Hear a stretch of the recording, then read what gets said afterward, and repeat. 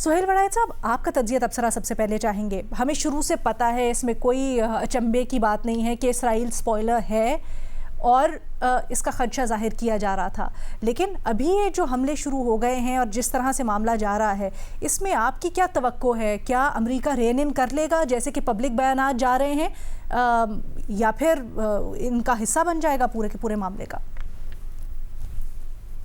देखिए, मेरा ये ख्याल है कि इस मामले में इजराइल और अमेरिका में कोई शदीद इख्तलाफ नहीं है, ना हो सकता है।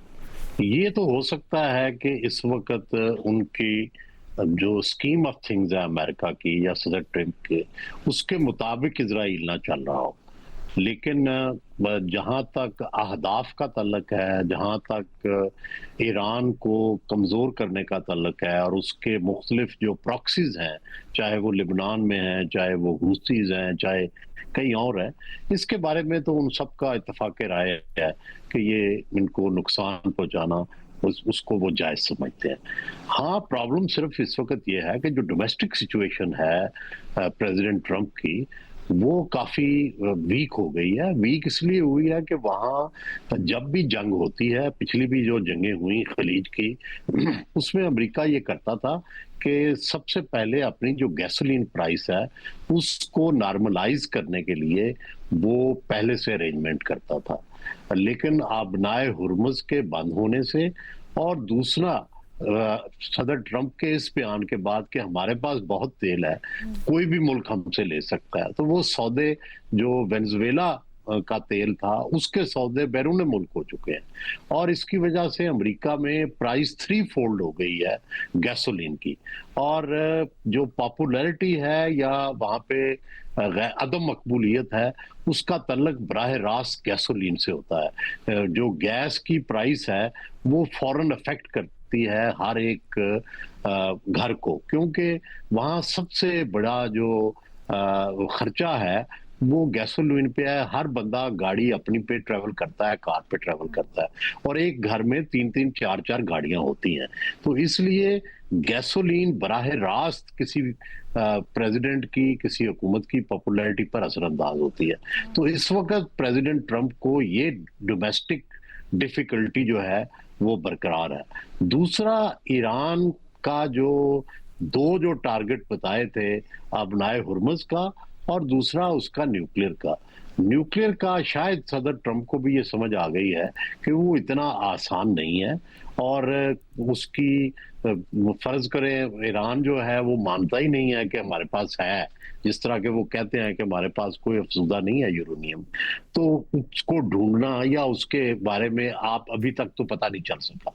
अगर पता चल चुका होता तो डेफिनेटली अमेरिका ने उसको टारगेट किया होता या उसको निकालने की कोशिश की होती। तो अब सारी बात आके टिक गई है वो आबनाए हुर्मुज पर। और ईरान को भी ये पता है कि जितनी देर तक आबनाए हुर्मुज हमारे पास है उतनी देर ही डील हो सकती है, अदरवाइज जो डील है वो उन्हें बहुत बुरी मिलेगी।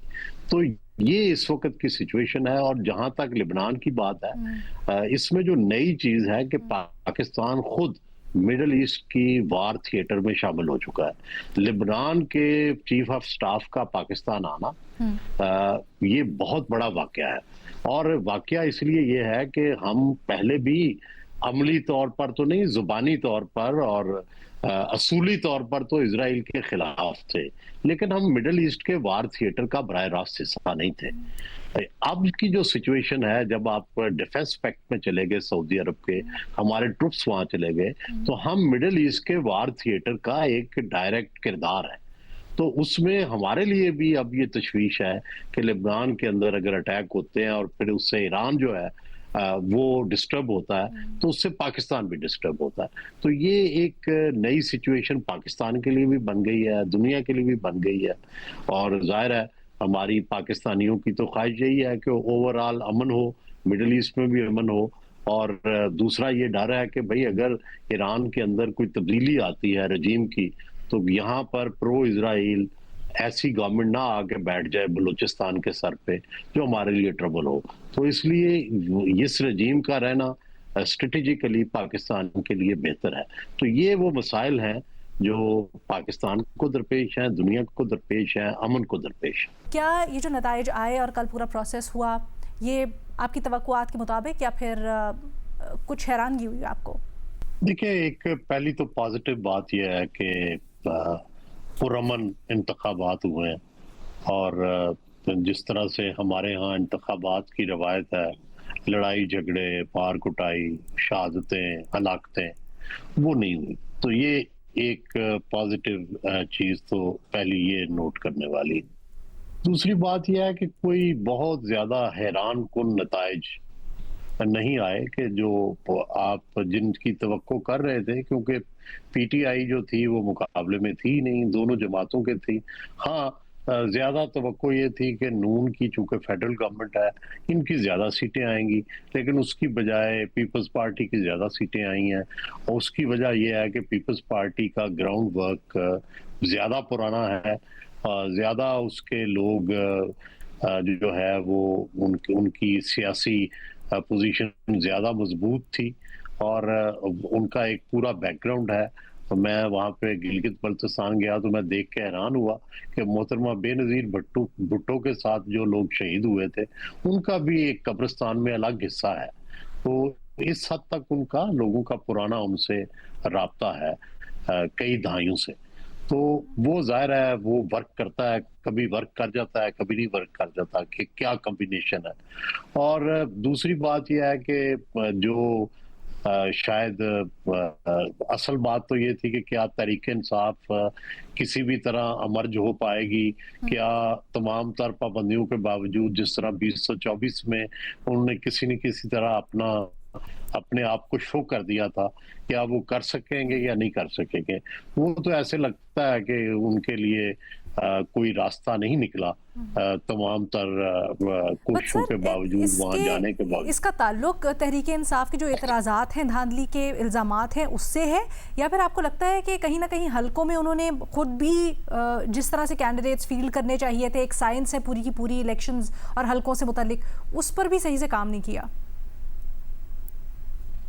देखें, ये तो डिटेल्स है ना, जिसपे आप कह सकते हैं कि जी हल्के नहीं थे, उम्मीदवार ठीक नहीं थे, लोग नहीं गए, ये वो। असल बात ये होती है कि जब कोई अपोजिशन में होता है ना, तो वो जो एतराज करता है, चाहे वो बेमानी हो, चाहे उसका कोई वजन ना हो, उसको वजन देना पड़ता है, क्योंकि वो अपोजिशन में होता है और उसको वो तकलीफ जो है होती है।